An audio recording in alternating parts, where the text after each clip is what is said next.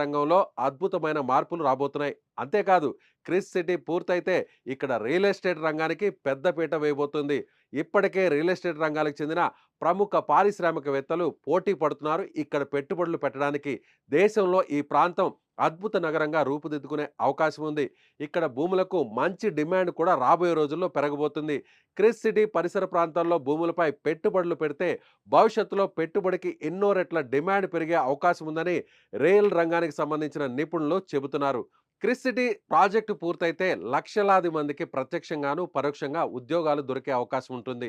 ప్రపంచ స్థాయి మౌలిక సదుపాయాలతో విద్యుత్, నీరు, రోడ్లు, లాజిస్టిక్స్తో పాటు క్రిస్ సిటీ పరిశ్రమలకు అనువైన హబ్గా మారబోతుంది.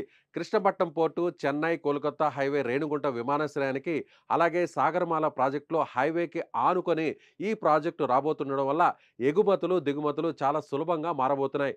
నెల్లూరు, తిరుపతి జిల్లాలో జీవన ప్రమాణాలు మెరుగుపడబోతున్నాయి. వ్యాపారాలు, చిన్న పరిశ్రమలు, సేవల రంగం అభివృద్ధి చెందబోతుంది.